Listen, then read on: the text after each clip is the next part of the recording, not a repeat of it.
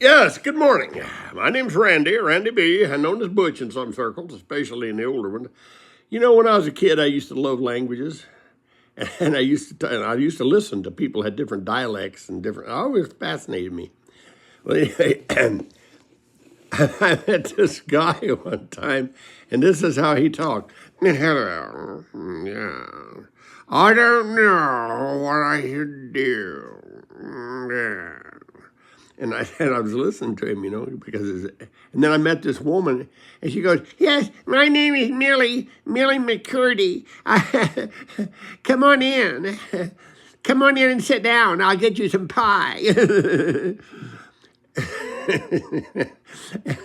All these different people, but anyway, I knew a friend of mine, and I loved him dearly. He had a hair lip.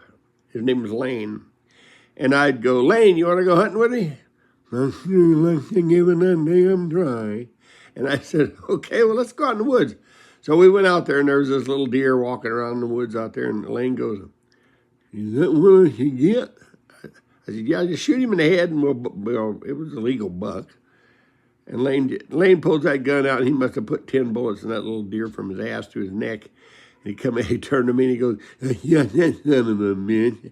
Got him right in the head." And I said, "Yeah, you got him in the ass and the neck and the heart and liver and a couple times in the front feet, but you might be able to get a pound of burger out of him." And Lane goes, "Well, I'll tell you, I like this hunting. Randy. I'll shoot them sons of bitches." Anyway.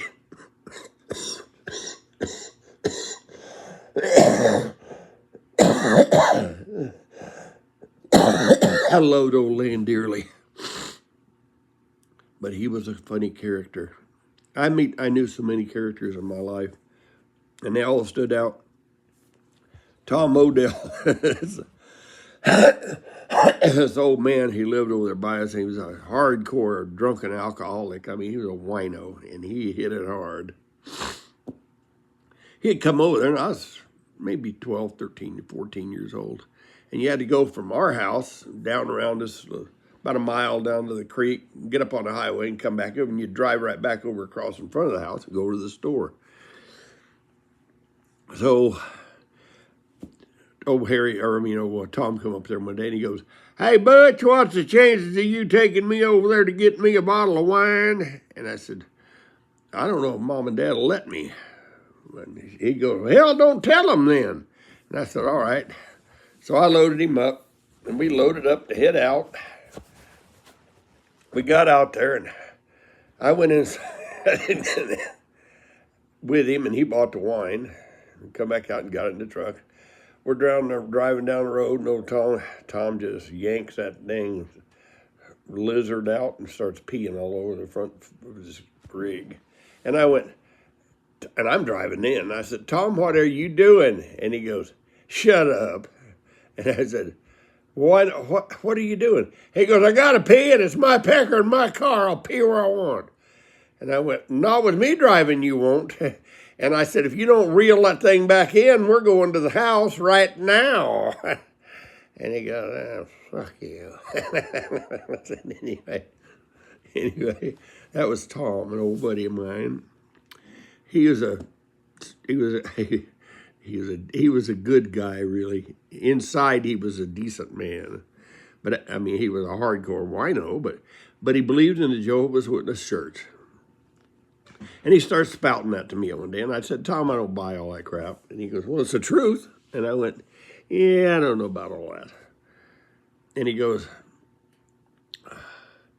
he said, "Let me show you a couple passages." He whips that Bible out, and I look at it, and I went through the entire Bible and looking at the pages of it. Whatever he didn't like, he scribbled it out. He'd just take a big old marker pen and wipe her out. He'd read a passage, "Nope, I don't like that one." He screwed it out. I asked him one day, I said, "Well, Tom, don't you think that's a tad weird?" And he goes, "I ain't buying into just everything everybody says." And I said, "Well, isn't it supposed to be God talking?" "Well, yeah, but there's men got a hold of it." And I said, "Kind of like you do, scratching all them words." And he goes, "I don't need your damn advice on it." Old Tom, I had a little 50 53 or 54 Ford. I forget what it was. I can't remember. Maybe it might have been a little Mercury, but it was in that year frame. He bought it from me. And I'd been gone for a while, and I come by there, and I asked to see old Tom. I said, where old Tom is? I haven't seen him in a long time. Oh, he's all right. He said he wrecked that car. I said, well, really?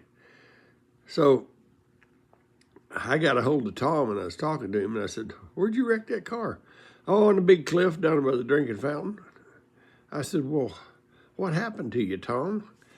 I got down there. He said, I was driving down the road down there, Butch, and he said, and I had the wine bottle on the seat beside me, and he said, I reached over there to take the lid off, and he goes, when I did, I kind of bumped the steering wheel, and it drove me right over the cliff.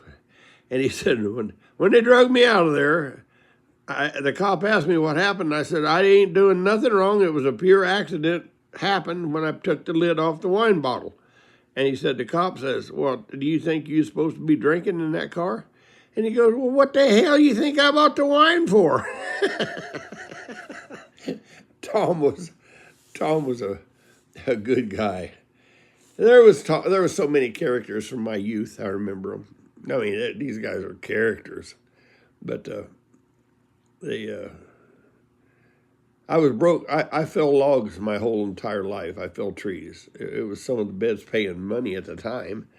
And anyway, the guy that really broke me in on it was a guy named Frank Gamio, and he was a Basque. He brought him over from France. He was a Basque sheep herder. He couldn't talk very good English, but he was a good timber faller. But anyway, so I ran into him in a bar up there one day, and he told me he'd get me to go work with him, and he'd fall him, and I'd buck him and limb him. And he goes, okay. I said, that's fine with me, because he was a good faller.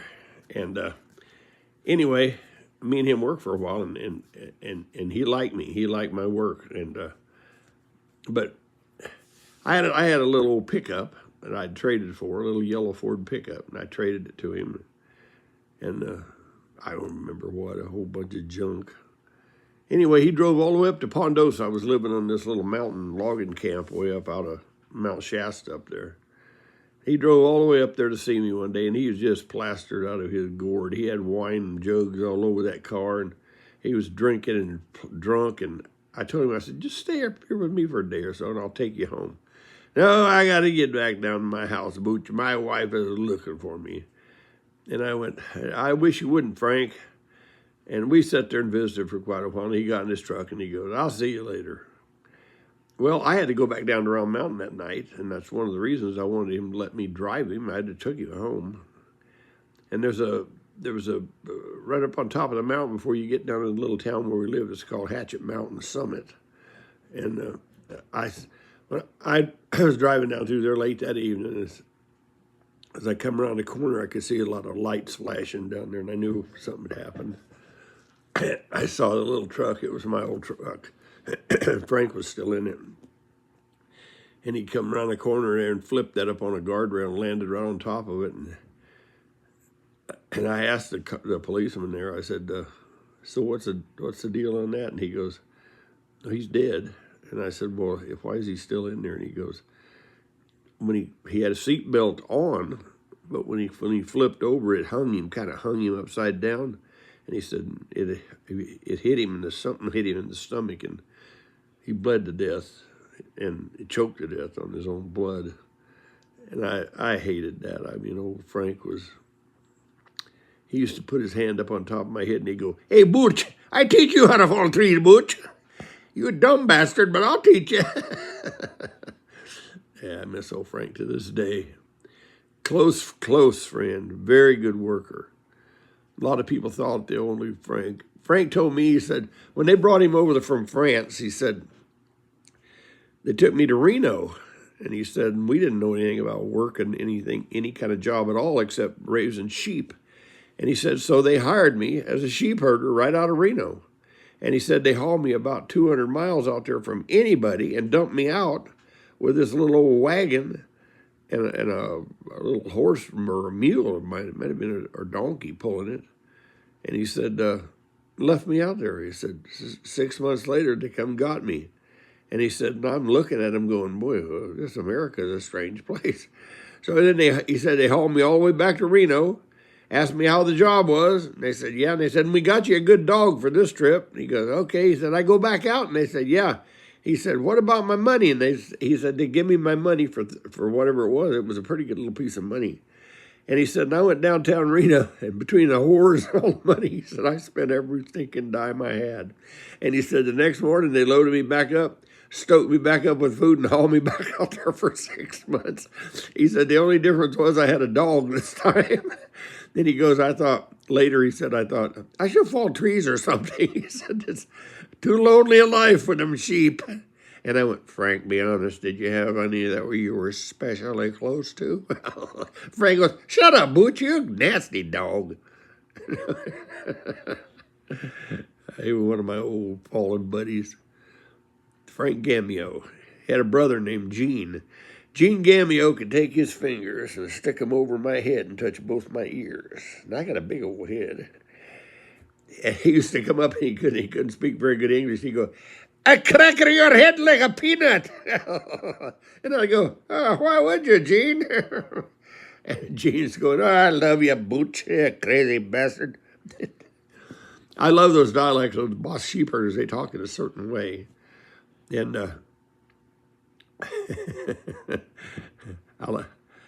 that's one good thing about having memories like this. You get back on them and think of them. And they were wonderful people, wonderful, hardworking people. But they got bad reputations because fighting and drinking. And Gene had same guy, or Gene Gamio. Not Gene, Frank. Frank Gamio had went up to this little club, this nightclub up there, and it was a rough club. There was no doubt about that. And he went up there, and Dad used to take us up there and see the deer the guy had out there in the field in the back. And he had a little raccoon out there, and he'd hand him sugar cubes. That raccoon would wash those sugar cubes and try to eat it, and he'd put it in the water, and it'd disappear, and that raccoon would go, But anyway, Frank, they said when Frank first came up there, he went up there to get drunk. And he got into an argument with the guy at the bar. And I saw the scars. And Frank said, I didn't even know why the guy was mad at me. And I said, well, it's hard to say, Frank. He said, but he come over to me and he pushed me. And he said, and I turned to push him back. And he said he cut a bar bottle across there and he cut my neck right here. He said he cut it pretty deep. And he did. He wondered he lived. And I said, well, what did you do then? He said, well, I talked to other people who corroborated this little story. And Frank said, I picked him up with a crotch in the neck and I cracked him over the bar. And he did. It wasn't murder. They didn't get him for murder, but they got him for assault. And then they let him off because the guy had cut him first. But, man, I lived in some rowdy areas back then when I was a kid. And it was right up out of the Indian reservation in Big Bend, California. And there was some ruffians down there. I remember when one of the old gals down there, they had a dance up there one day. My other half-brother from Georgia came out with his wife to stay down there with us for a while. And they went to a dance up there. And later on that night when they come in, I could hear my brother's wife talking to him, and she was an asshole. She was telling him, I wouldn't come out here and live in this stinking California if they gave it to me. Do you know what happened up there tonight, Bob? Bob goes, yeah, I was right there with you, Louise. She goes, that one woman chewed that other woman's finger plumb off her hand, and she goes, right there at the knuckle, she just bit it off and spit it out. That was Louise. Me and Bob worked all day one day, and I was just a kid. And I worked and helped Bob all day. We'd come in that night, and Louise had made a big pot of biscuits and gravy and meat, and it was really delicious food. She was a good cook. And me and Bob just filled ourselves as full as we could get. And he's sitting there, and Louise goes, so you don't like it, huh? And he goes, oh, my God, Louise, that was excellent gravy and biscuits and meat and everything. And I said, it was really good, Louise. And she goes, well, they won't be cooked for any more for you pricks. She picks that whole bottle of gravy up, or a big old tub of gravy, and throws it all on the floor because we didn't eat it all. Well, hell, you'd had about 6 damn loggers there to eat it all. Silly bastard. I knew her till the last time I seen her. She was a ring ding, and she's still a ring ding. And old Bob, my brother, my half brother, finer man you never met. Just a nice, gentle, calm. Actually, one of the real reasons I wanted to play the guitar. But Bob was just a good guy, and Louise was crazy as a stinking waxed bat. Anyway, it's the end of my story. I guess I'll go on down the road. I always like to talk to the little children sometimes like I'm crazy, and they believe me. I'm beginning to. I like to tell them old stories. Have a good day. God bless everybody. See you later. RB gone.